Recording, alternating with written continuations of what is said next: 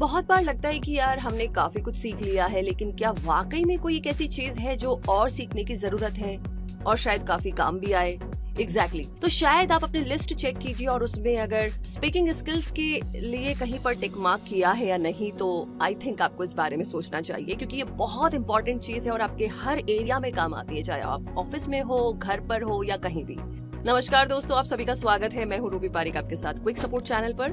तो हम अगर इफेक्टिव तरीके से एक दूसरे से कम्युनिकेट कर पाते हैं तो इसका बहुत हद तक क्रेडिट जो होता है वो लैंग्वेज को जाता है, भाषा को जाता है। हमारी फीलिंग्स को एक्सप्रेस करने में मदद करती है भाषा यानी कि लैंग्वेज। दुनिया भर में बहुत सारी भाषाएं बोली जाती है और हर कोई अपनी नेटिव लैंग्वेज के बारे में तो काफी कुछ जानता ही है, लेकिन अगर आप उन लोगों में से हैं जिनकी अपनी नेटिव लैंग्वेज पर कमांड अच्छी नहीं है और वो इसे इम्प्रूव करना चाहते हो, या फिर आप कोई नई भाषा सीखना चाहते हो और उस भाषा में अपने स्पीकिंग स्किल्स को बेहतर बनाना चाहते हो, तो ये वीडियो आपके लिए है। क्योंकि इस वीडियो में आज हम आपको बताने वाले हैं कि किसी भी लैंग्वेज में अपने स्पीकिंग स्किल्स को बेहतर बनाने के आसान और इफेक्टिव तरीके, इसीलिए इस वीडियो को पूरा जरूर देखें। तो चलिए शुरू करते हैं और स्पीकिंग स्किल्स को इम्प्रूव करने के तरीके जानते हैं। सबसे पहला तरीका है अपनी वोकेबलरी को इम्प्रूव कीजिए। जी हाँ दोस्तों, किसी भी लैंग्वेज में एक्सपर्ट बनने के लिए और उस भाषा से जुड़े स्पीकिंग स्किल्स को बेहतर बनाने के लिए सबसे पहले आपको उस भाषा की वोकेबलरी को इम्प्रूव करना होगा। और ये लैंग्वेज कोई भी हो सकती है, इंग्लिश, चाइनीज, स्पेनिश, हिंदी या कोई भी और लैंग्वेज। इसके लिए आपको हर दिन न्यू वर्ड्स को सीखना होगा और इसे एक आदत बनाना होगा, हैबिट बनाना होगा। आप चाहे तो हर दिन 3 से 5 वर्ड लर्न करने से शुरुआत कर सकते हैं और धीरे धीरे जैसे जैसे लैंग्वेज आपको समझ में आने लगे तो आप इन वर्ड्स की संख्या को बढ़ा सकते हैं। वोकेबलरी को बढ़ाने के लिए डेली नए शब्दों को सीखने के लिए आप उस भाषा में मूवीज, न्यूज या फिर जो कंटेंट आपको पसंद है वो आप देख सकते हैं। और मैगजीन्स, नॉवेल्स को पढ़कर के भी आप नए शब्दों को जान सकते हैं, सीख सकते हैं। और उस लैंग्वेज में म्यूजिक सुनकर के भी आप बहुत कमाल का काम कर सकते हैं, क्योंकि म्यूजिक सुनना बोर नहीं करता है, खास करके उन लोगों के लिए जिन्हें म्यूजिक पसंद होता है।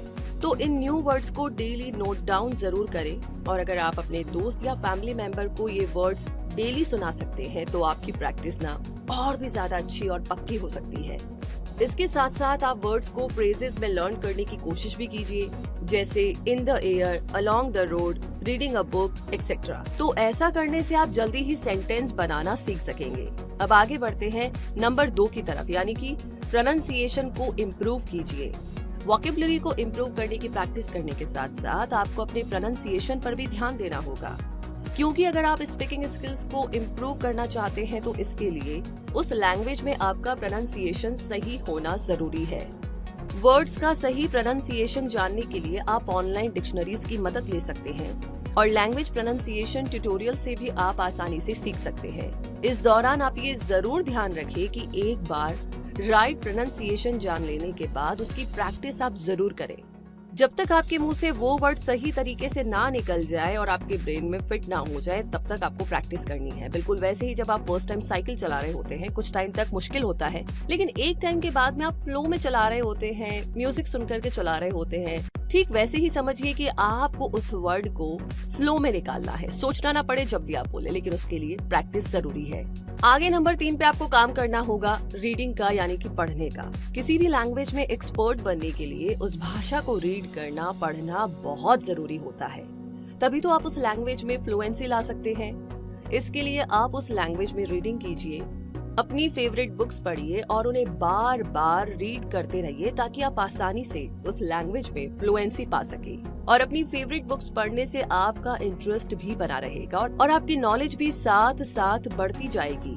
वैसे शुरू में आपको कोई भी बुक रीड करने में काफी टाइम लग सकता है, लेकिन बार बार रीड करने से उसमें लगने वाला टाइम भी कम होता जाएगा और लैंग्वेज पर आपकी जो कमांड है वो भी बढ़ती जाएगी। अब आगे बात करते हैं नंबर 4, यानी कि आपको क्या करना है। आपको उसी लैंग्वेज में सोचना शुरू कर देना चाहिए आज और अभी से, क्योंकि ये तो आप जानते हैं कि हम उसी लैंग्वेज में इमेजिन कर पाते हैं, सोच पाते हैं जिस लैंग्वेज में, जिस भाषा में हम कंफर्टेबल होते हैं, यानी जो लैंग्वेज हमें आसानी से आती है। अब अगर आपको अपनी स्पीकिंग स्किल्स को इम्प्रूव करना है तो आपको उस लैंग्वेज में सोचना शुरू करना होगा। जब आप उस लैंग्वेज में सोचना शुरू कर देंगे तो आपके लिए स्पीकिंग काफी आसान हो जाएगी। इसीलिए उसी भाषा में सोचना शुरू कर दीजिए जिसमें आप कम्युनिकेट करना चाहते हैं। थोड़ा मुश्किल होगा, लेकिन आपको पता है दुनिया के सारे मुश्किल काम हमने ऐसे ही तो किए थे। चलने से लेकर के खाना पीना या फिर मीटिंग करना, प्रेजेंटेशन देना, कोई भी चीज। तो ये भी एक वैसा ही काम है। इसे आप अलग से मेजर मत कीजिए कि अच्छा ये कोई पहाड़ तोड़ने वाला काम, ऐसा नहीं है। ये भी सेम काम है, थोड़ी सी प्रैक्टिस कीजिए और ये काम भी फिर बाकी कामों की तरह आपके लिए आसान हो जाएगा। आगे नंबर 5 पे आपको करनी है राइटिंग, यानी कि लिखना है। आप जिस लैंग्वेज में अपनी स्पीकिंग स्किल्स को इम्प्रूव करना चाहते हैं उसे केवल रीड करके इम्प्रूव नहीं किया जा सकेगा, बल्कि आपको उस लैंग्वेज में अपनी बेसिक राइटिंग स्किल्स को भी बेहतर बनाना होगा। इसके लिए आप किसी टॉपिक पर शॉर्ट पैराग्राफ लिखने से शुरुआत कर सकते हैं और लिखने के बाद उसे किसी ऑथेंटिक सोर्स से क्रॉस चेक कर सकते हैं। ऐसा करके आप राइटिंग में हुई मिस्टेक्स को करेक्ट कर सकेंगे और डेली ऐसा करके आप लैंग्वेज लर्निंग के नेक्स्ट लेवल पर आसानी से पहुंचते जाएंगे। अब ये सब कुछ करने के बाद बारी आती है नंबर 6 की, जहाँ पर आपको करना होगा कम्युनिकेट, यानी कि अपनी फेवरेट लैंग्वेज में रीडिंग राइटिंग करने और वोकेबुलरी इम्प्रूव करने के बाद अब बारी आती है उस काम को करने की जहाँ पर बहुत हिचक होती है, बहुत झिझक होती है, यानी कि कम्युनिकेट करना, जिसका आपको इंतजार था। और इसीलिए अब अपने दोस्तों के साथ इस लैंग्वेज में, इस भाषा में कम्युनिकेट करना शुरू कीजिए धीरे धीरे। हो सकता है कि शुरू में आप परफेक्ट स्पीकिंग ना कर सके, लेकिन झिझके ना और लगातार कम्युनिकेट करते रहिए। ऐसा करने के दौरान आप बाकी सभी तरीके फॉलो जरूर करें, क्योंकि लैंग्वेज का एरिया बहुत वाइड होता है और उसे एक ही बार में सीखा नहीं जा सकता। इसलिए लगातार उस लैंग्वेज से जुड़े रहिए और ये याद रखिए कि प्रैक्टिस मेक्स परफेक्ट। और एक और बात, शुरुआत में आप अपने दोस्तों के साथ, अपने जो भी आसपास के क्लोज लोग हैं, आप उनके साथ बात कीजिए, ताकि अगर कुछ गलती भी हो जाए तो आप झिझके ना और आपका कॉन्फिडेंस डाउन ना हो। बिकॉज बहुत सारे लोग ये गलती करते हैं कि उन्हें लगता है कि ठीक है अभी सीख ली है और मैदान में उतर जाते हैं, और जब लोग क्रिटिसाइज करना शुरू करते हैं तो वो उसे ले नहीं पाते हैं और फिर कॉन्फिडेंस डाउन हो जाता है और बहुत लंबा वक्त लग जाता है फिर से उस भाषा को सीखने के डिसीजन को लेकर के। तो अगर आज आपने इन सारी चीजों को साइड में हटा करके डिसाइड किया है कि मुझे इस भाषा में, चाहे वो इंग्लिश हो, हिंदी हो, चाइनीज हो, नेपाली हो या कोई भी भाषा हो, आपने अगर डिसाइड किया है कि आपको वो भाषा फिर से सीखनी है, तो इसे आप भाषा या बैरियर मत समझिए। साइकिल चलाने से लेकर के, किसी नई डिश को खाने से लेकर के, या फिर माउंटेन चढ़ने से लेकर के बिल्कुल कुछ ऐसा ही काम समझिए। तो पहली चीज, आप इसको डिफरेंट कैटेगरी में ना रखें, इसे नॉर्मल ही समझिए। जैसे बाकी कामों को आपने सीखा, आप इसे भी सीख सकते हैं। और